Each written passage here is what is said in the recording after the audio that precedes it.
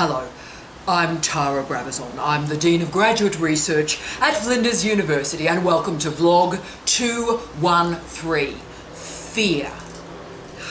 This is our first in our comma series, so 9 vlogs are to follow fear. But we're starting here because fear undergirds the rest of this series, and indeed fear undergirds academic life. It is what I've described as the subsidence in academic life. Fear means for PhD students, your career stays in neutral. You never get beyond the PhD program. For early career researchers, their career is filled with so much promise. And then the fear emerges and their career simply stops. For our mid-career researchers, the wonderful scholars that are juggling multiple balls most of the time, they are the backbone of international higher education.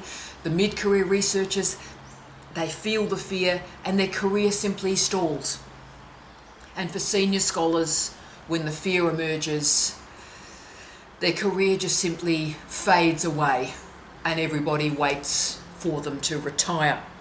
So fear is a constant companion in academic life. But what we're going to do today is we're going to look at fear as a comma, a pause in your life, not a full stop, not an ending.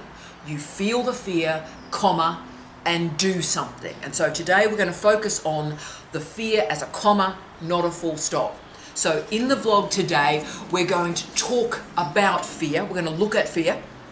We're then going to look at the specificity of the fear that emerges in academic life. But then, of course, as always, because I am such a buoyant old goth, we're going to finish with strategies to manage the fear, how to address this and transcend it, treat it like a comma. So let's start with fear. Fear emerges from a perceived danger or a perceived threat. And the word perceived is really important here. Fear doesn't have to be real, and in fact most fears are not real, but the perceptions make it real, and the perception of fear has an incredible outcome. It can be attitudinal, it can be behavioural, it can also be psychological, and these are profound changes in our life. The most common response to fear that's cited in the literature is flee, freeze or fight. Flee, freeze or fight. And we're witnessing all these divergent responses to fear right at the moment. But the important corrective that I have to stress right at the start is flee, freeze or fight emerges in response to a perceived threat. So even if the fear is not real, and most are not, there are psychological, attitudinal and behavioural responses to it. Now, instead of valuing and validating these perceived fears, they're argued that because they're not real, they're less important for that individual in that context. And I think too often in the literature, there is a split between rational and irrational fears. So the irrational fears are often described as phobias, so they've got a whole other word that gets them away from fear. And I, to be frank, do not believe that the split is that clear or that clean. And also the notion of, oh, that's an imagined fear or a phobia, that's not addressing the contextual matters that have occurred in the last 20 years. So the real changes to families, to workplaces, to leisure, to relationships, to money, to the environment. We're not addressing the real problems that certainly may create imagined fears, but they're not irrational. They're rational responses to a particularly irrational context. So dreadful behaviours and dreadful events are a constant of our life. They're not irrational fears. So today, right at the start, I wanted to validate the supposedly irrational or imagined fears. The, if you will, what if fears. Because we can't understand a fear if we demean it as irrational. If we go, oh look, there's these real fears and over there, there's sort of phobias. Not the case. So what makes fear so damaging to us is that it aligns with anxiety. So a fear can be managed. But fear, when hot-wired into anxiety, transforms fear into that uncontrollable dread. You know, the apocalypse is coming. So part of what we have to do, and what we're trying to do today, is isolate the fear. So keep the fear, address the fear, look at the fear, look at it, look at the fear, and stop it cascading into anxiety or denial or jealousy or anger or worry. So we have to sit in fear. And of course that makes us incredibly uncomfortable. We don't like to sit in fear, and there are really good and rational reasons why we don't like doing this. Because fear produces real physical responses in us. So it's that old flight or fight thing, right? So we hyperventilate. Our heart rate increases. We blush. We sweat. We have profound sleep problems, right? So as you can see, socially and culturally, fear is a disruptor, and it has consequences for our age, profound consequences for our age. Because families are unstable, relationships are unstable, jobs are unstable, the economy is unstable, research is unstable, teaching is, you've guessed it, unstable. Aren't we doing well? And through this fear, we never settle. We're never relaxed. We never feel that calm after the storm. And there is a reason for that, because higher education internationally is the storm. Not come after the storm, we're in the storm. We work in the storm. Endless restructures, endless budget cuts, expectations not tethered to reality, and a profoundly unstable academic and administrative workforce. And of course, the realisation, and it is a true one, that if you don't want this job, there are about 20,000 incredibly well qualified people on this planet today that do want that job. So if you don't want it, that's cool. No one is bothered, because there's thousands of people that are well qualified and want the job. So the truth of that is, none of us are special. None of us. None of us are one of a kind. All of us are replaceable. All of us. Now that is a profoundly uncomfortable truth, because we're taught from when we're a little tiny child, you're special. Actually, none of us are special. Every single one of us is replaceable. Now, how do you feel in response to that realisation, which is of course true? Now, you may feel fear in response to that truth, and I acknowledge that fear, and I acknowledge that fear as important and completely normal. It's a normal reading of a pretty terrible reality. So feel the fear, absolutely. But if it is disordering your response to the threat, then that is when we have to intervene. If that fear is blocking you making decisions and enacting behaviours that will stop you in many ways surviving this system, then we have to do an intervention here. So if you continue to sit in the fear, then anxiety, worry, denial, anger, rage will start to emerge, and you simply won't make it in academic life. And I'm sorry to be as harsh as this, but we are living and working in an incredibly ruthless system right now. And if you count yourself out by simply living in the fear and not making decisions, so if you marginalise yourself, no one's going to help you. They're going to love that, because it's a competitive environment. If you've marginalised yourself, you won't get a second glance. People will go for the prize. So therefore, I need you, yes, to feel the fear and do it anyway. I need you to do that.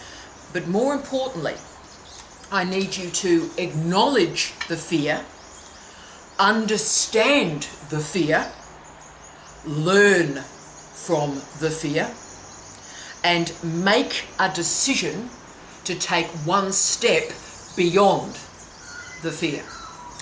And I want to talk through now, as we move to the specificity of academic fear, our second stop of the day, I want to talk about the two most common fears that exist from university academics. There are specific fears that exist in universities, and there are two.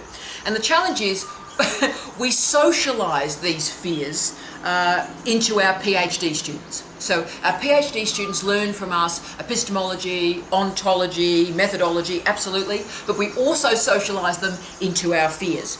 And these two fears are actually quite distinct in the university sector.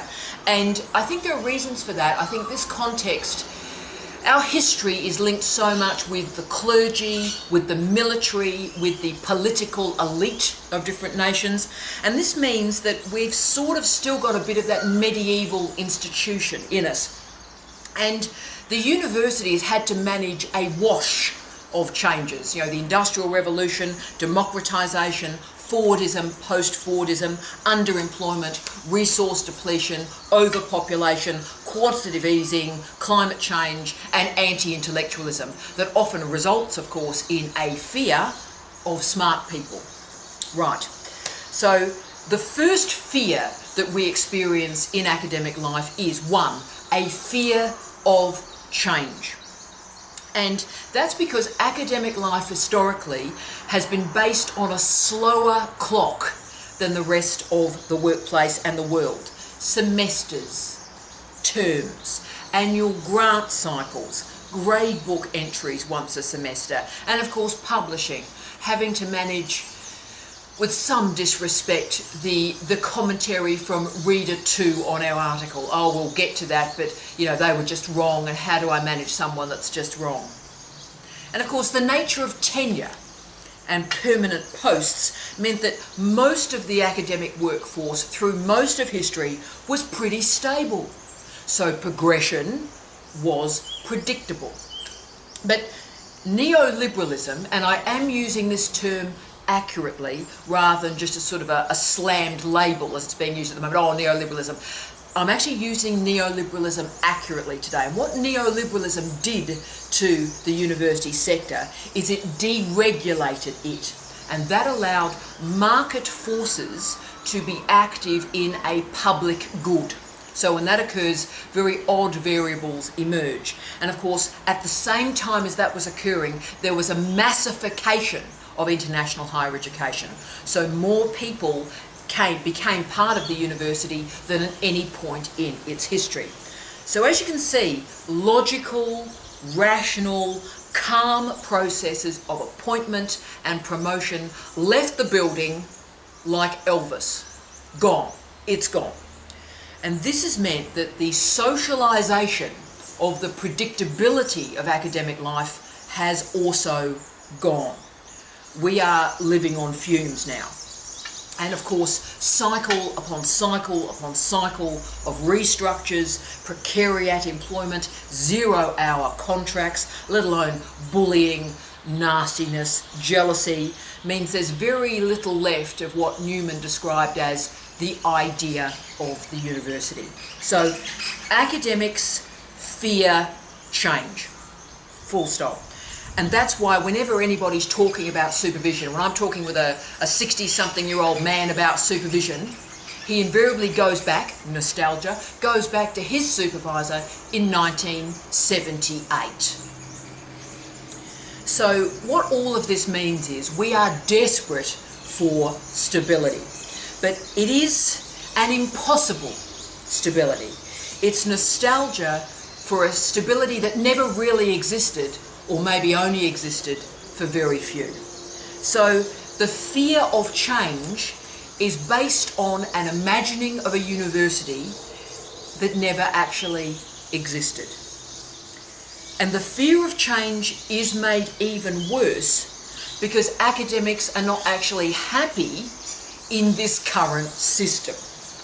So I don't think I've ever spoken to an academic when I've said to them, how you going, mate? How you going? You all right?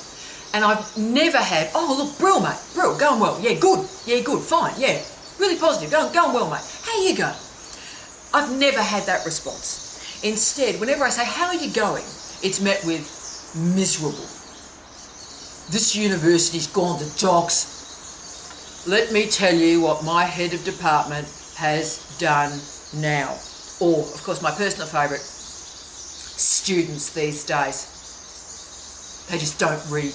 When I was at university, I read. Students these days. So as you can see, what we've got is a fear of change that's mashed in to a profound unhappiness in the current system. So this means, logically, academics don't want to change a system in which they are unhappy. And there, dear friends, is the nature of the higher education sector right now. And therefore, there is a second fear, and if this fear could be overcome, it actually would solve the first fear. And obviously the solution is, if you are unhappy in your current university job, the obvious solution is leave that university job and find a job that you will enjoy. Right?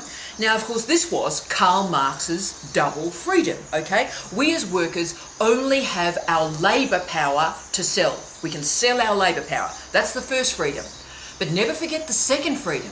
We sell our labour power, but the second freedom is that we can sell that labour power to anyone.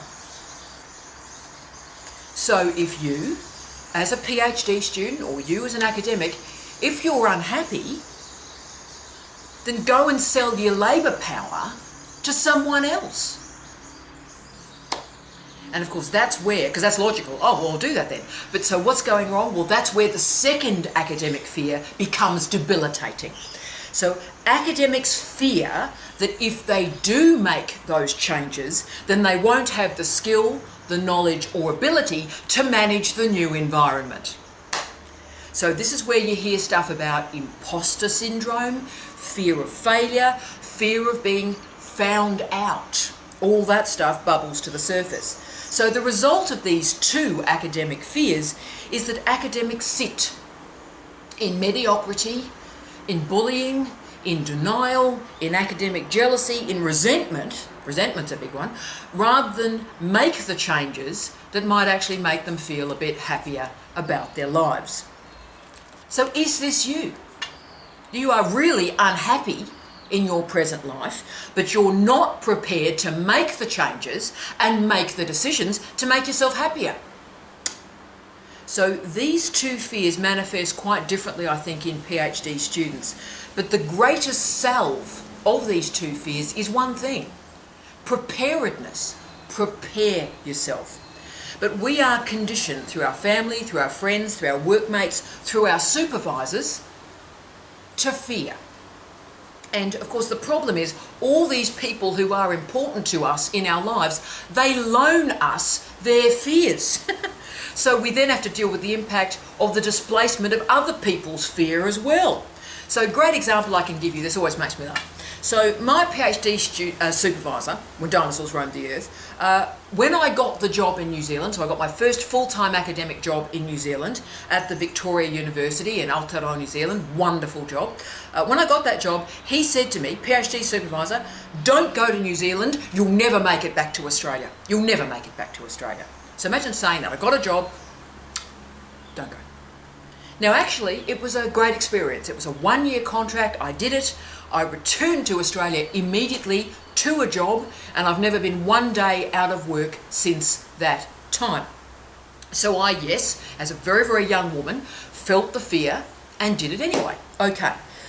But also it was because at the time, I knew that my supervisor was inexperienced, selfish, foolish, self-absorbed, and he didn't read enough. And he was frightened that at some point he was going to be found out. So he told me that I shouldn't go to New Zealand so that I would remain a tutor in his first year course, so do all the work in the curriculum, keep the teaching evaluations reasonably high, because he was a truly dreadful lecturer. So he tried to displace his fear of being found out onto me. And so that fear was completely about his needs. So he failed. He certainly attempted to try and get his own back. He never read my work. He decided he wasn't going to sign off the PhD when I finished it pretty quickly in New Zealand. So he thought, oh, that's revenge. This is going well, isn't it? So be aware that fears are an STD, a supervisory transmitted disease. And if your supervisor has fears, then you will catch them unless you are pretty careful. Now, I see this time and time again. This is my lived reality. A supervisor who is brittle, self-absorbed, a narcissist, angry, clearly frightened that his or her best days are behind them, and using students as the grenades to do their dirty work. And of course, the students' careers are destroyed in the process. Fear of the unknown is actually part of a triple threat: fear, worry, and anxiety. And of course, there are two ugly stepsisters that invariably attend these three, and that is apprehension and dread. What a combination. So together, these sensations create anticipatory failure. So instead of anticipatory failure, so at least having a risking failure, academics in particular go, oh no, I'm not going to do that. So they resort to laziness, jealousy, and of course, procrastination. Because it's best to do nothing. Abuse other people, scroll through Twitter, then confront, not a fear, but confront a moment of decision making. Anticipatory failure is actually the failure and a fear of not making a decision. Because if we make a decision, the outcome may not be what we would like. And that's cool, because you've made a decision, you're not quite where you want it to be, so you make another decision. Rather than sitting in the anticipation of failure that's never actually going to emerge, if we simply make a decision. I'll give you one more example of the power of decision making, even in the midst of despair, okay? Now, I've worked in a lot of academic jobs, like a lot, pretty high. And I think I'm now at what, 9, I've worked in 9 universities in 4 countries, all right? So I've moved around a lot. I'll move around a lot more yet, right? And look, in that career, there was a really, really tough patch in the first couple of years of the 2010s, right? This was a tough time for the world, reeling in the consequences of the global financial crisis. It was a tough time for universities. Regulatory regimes were changing, the baby boomers were retiring, and so the lack of succession planning for my generation, Generation X, our profound mistreatment over decades, suddenly started to appear, right? So in that environment, I took a job. I moved universities, but I also moved countries. And I took a job working for a dean that was an uncontrolled narcissist. She actively wanted to destroy people. And so academics suicided, academics retired overnight. So mates of mine that were across the corridor were at work one day, how you going, mate? That night they went, I can't manage this anymore. They retired and they never came back. A whole series of people relinquished tenure. So just, I'm stable, I've got a permanent job. Permanence ain't worth this. So a stack of people left. And of course, a huge turnover of staff. Now, I moved countries to take up this job, and I was living, while all of this was going on, in a single room with a shared toilet. All my stuff, all my worldly possessions were in storage. I was sitting in this room. Wow. And I knew that I'd made the worst decision in my life. I'd made an enormous error. And I'd done all the investigations, all the checks, everything seemed okay. I mean, I know, I teach the stuff, I know what I'm doing. I'd done all the checks, and I'd made a bonkers of a decision. And of course the problem was, both Steve and I, a husband and wife, were working at this institution, so our entire financial future was in the hands of this woman. Now, I could have panicked. I could have got stuck in the fear. freaked out, got sucked into the psychodrama happening around me. By the way, staff had a lot of alcohol problems as well, so when I was dealing with people, they were pretty sozzled halfway through. If people are drinking by mid-morning, you know you're in an interesting environment. So I could have sat in that endless fear. But I did a few things. And I made a series of decisions. So firstly, I called an error an error.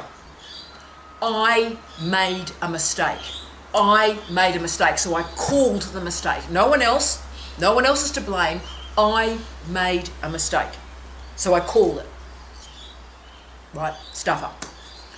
Then I made a series of decisions to focus on what was required to get me out of that mistake.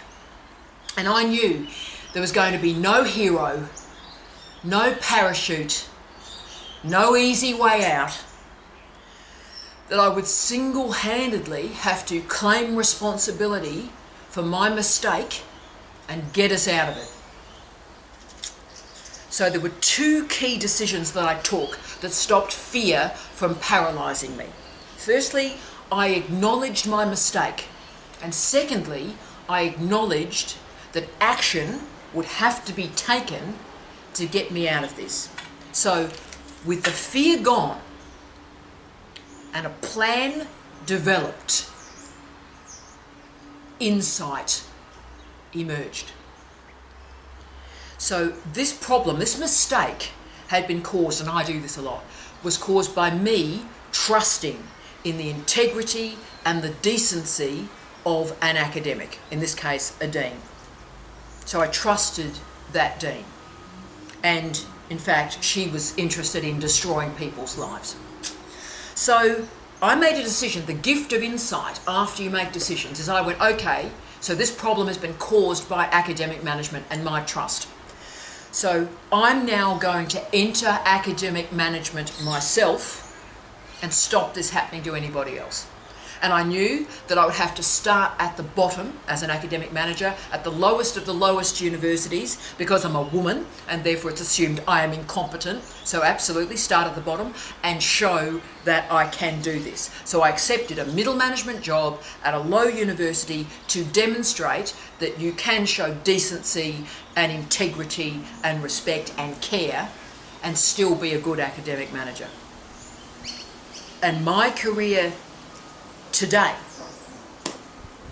was not only based on that mistake, but the decisions and the insights that I gained from it.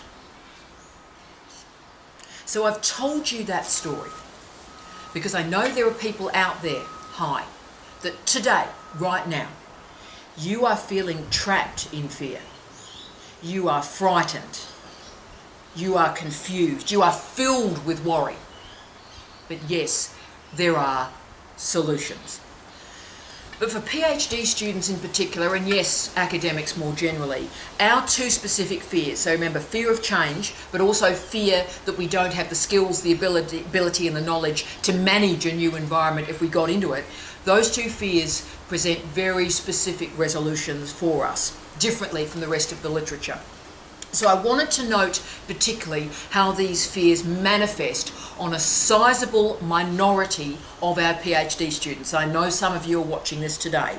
There's a group of PhD students that just don't want to finish their PhD. Sometimes this is a conscious will, sometimes it's completely subconscious. They just don't want to finish the PhD. And they throw every possible excuse into the mix to not finish that PhD, right? And obviously the coronavirus is summoning that group with a whole series of excuses now. But of course, whatever happened, they would use that as an excuse because they're too frightened to finish. They're frightened of change, and then of course they're frightened that they don't possess the skills, the knowledges and the ability to manage the new environment post the PhD. So they cling to the PhD candidature, not realising, and this is the disaster that occurs, not realising that the length of the candidature and the dating of your references actually blocks you from the career that you could be taking if you just finished up and took the risk, felt the fear and did it anyway. So this fear of finishing the PhD is a fear of change and a fear that you don't have the skill set you need.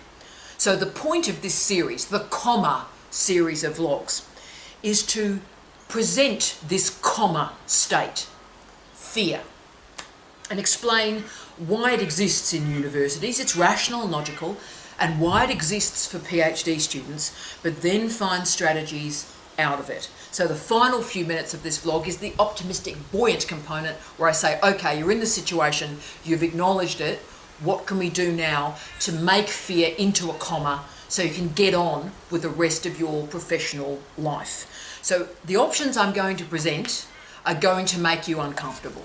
You may really not like to hear what I'm going to say here, but my job is to help you feel the fear, do it anyway, but make decisions.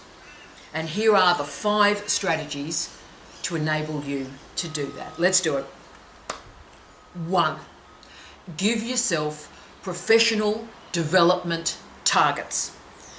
Through the PhD, the students that don't only do their PhD but have a regime, an intellectual fitness regime, if you will, of doing professional development, they do very well in managing their fear. And there are reasons for that.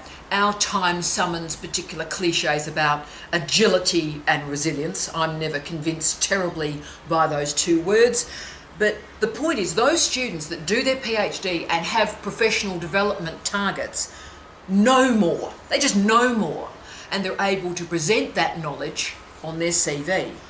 That means they can place their PhD in context and transcend their single research project. So that means they have the ability to translate their skill set for employers. As I say to students all the time, the only reason that somebody is going to employ you is if you can solve their problems.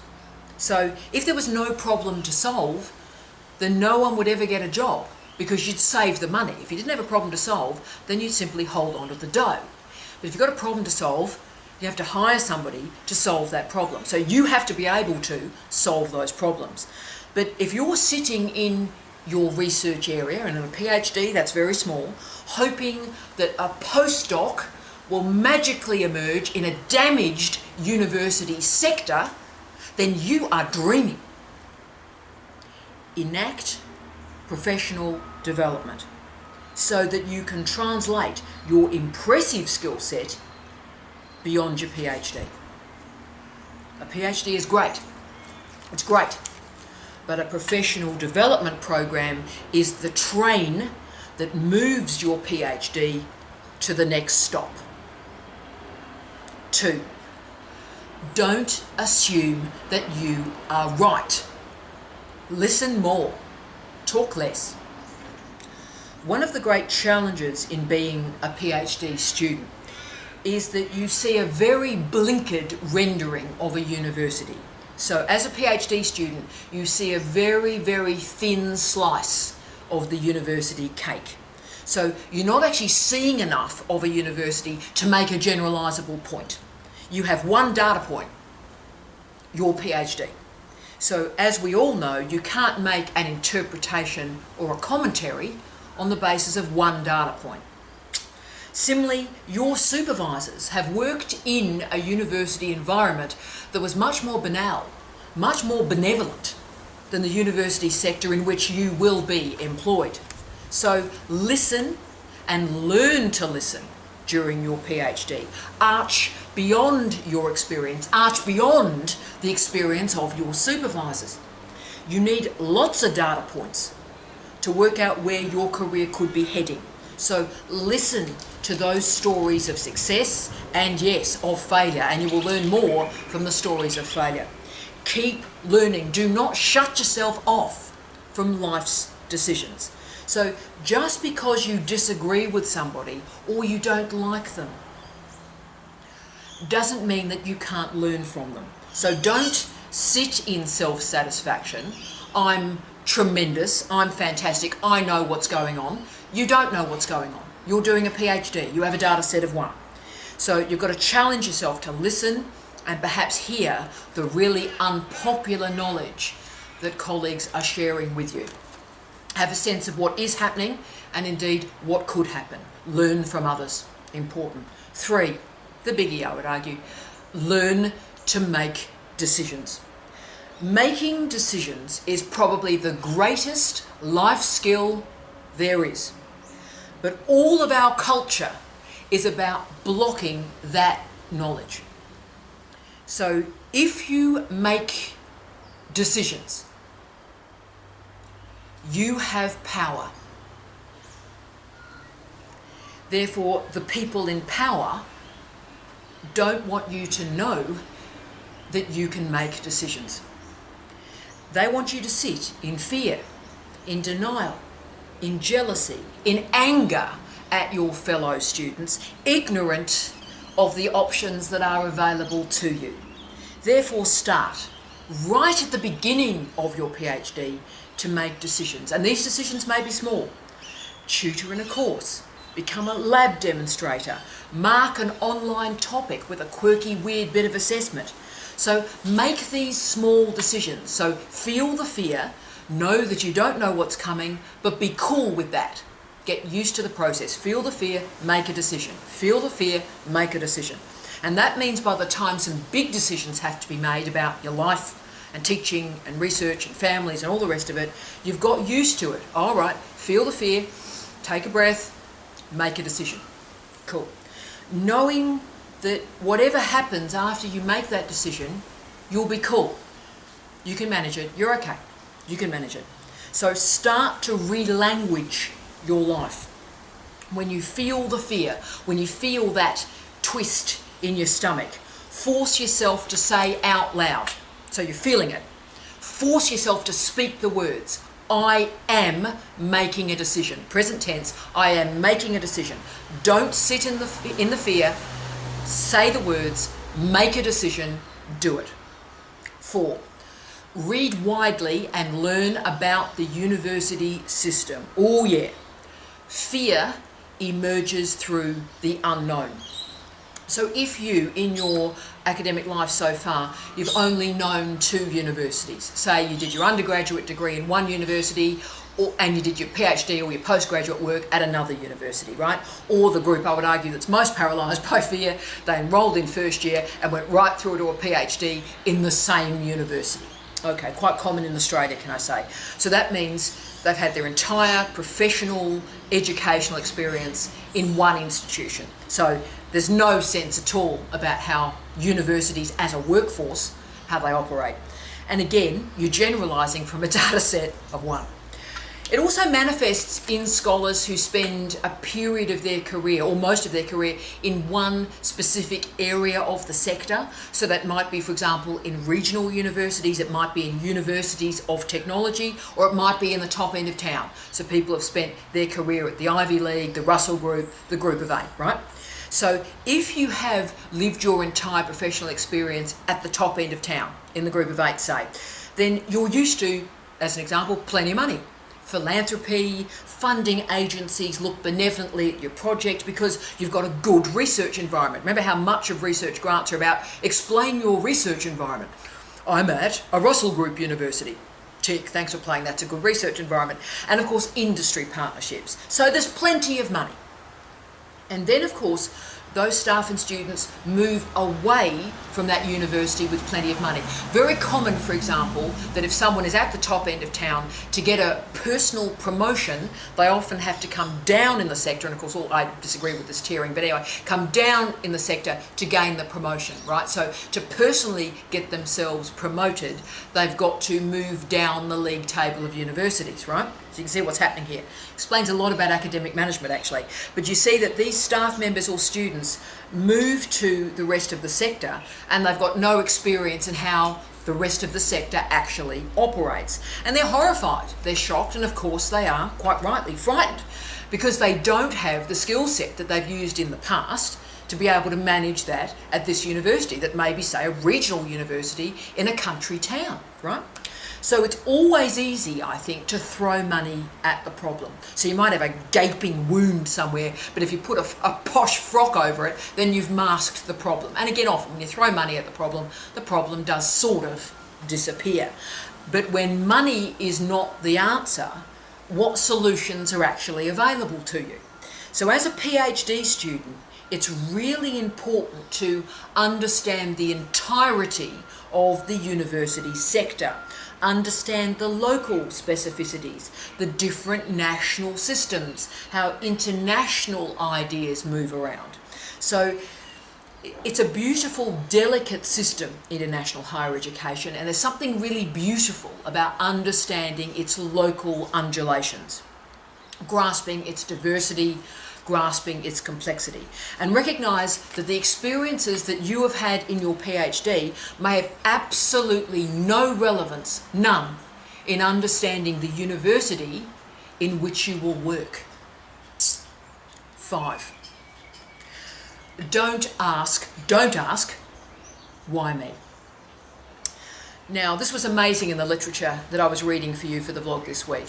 The key problem, the key phrase that allowed people to stay trapped in fear was when they asked the question, why me? And they just stayed there. They stayed in why me, and they never got out of it. So all the strategies that we've talked about today are lost, are pointless, if you are living in the why me questions, because you're teetering at the edge of change. Change is happening to you. You haven't created change. Change has happened to you. Life has thrust its change upon you, and you're denying it. You're sitting in self-pity and you're sitting in fear, rather than swallowing hard and going, right, this has happened. Okay, so summoning your resources, summoning your skills, and making a decision to allow you to step out of that fear. Now, we all know PhD students and colleagues who use why me a lot. So my research design isn't working, why me? No one's doing my survey, why me? My systematic review is not very systematic, why me? My supervisor is leaving the university, why is this happening to me? My friend has finished her PhD. I haven't finished my PhD, and I'm brighter than she is. Why is this happening to me?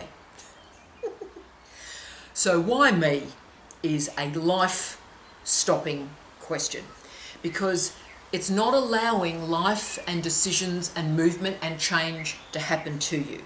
It's also allowing you, quite problematically, to sit in denial, because you're blaming everybody else. You're blaming the university, you're blaming your supervisor, you're blaming your mother, you're blaming your partner, rather than feeling the fear, taking a breath, and making a decision, and getting on with it.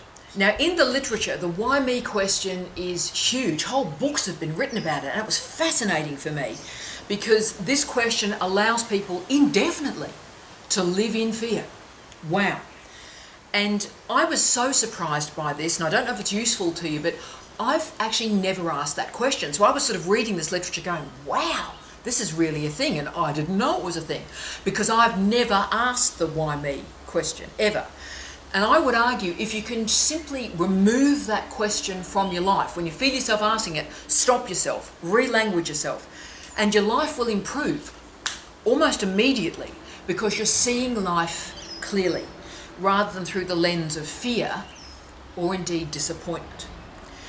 Now, I've never asked why me, even though some truly weird, bonkers, truly dreadful stuff has happened to me. So greatest example I'll always use that I went straight to when I was reading the literature on this is when my beloved late husband, Steve Redhead, got diagnosed with pancreatic cancer. So he was going to die in weeks or months. He was going to die. So got diagnosed with pancreatic cancer, thanks for playing. And indeed, when Steve actually died, I never asked, why me? Never. And when I was reading the literature this week, I thought, oh, wow, I wonder why I didn't. And that's because I called it something different. I called it what it was. So Steve getting pancreatic cancer was a tragedy. It was dreadful. It was a horror movie.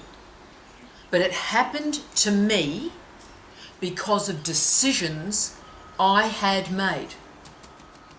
So I made a decision to marry a man who was 17 years older than me. So there was never going to be a happy ending, right? You see that? You've made a decision. That's the consequence of it.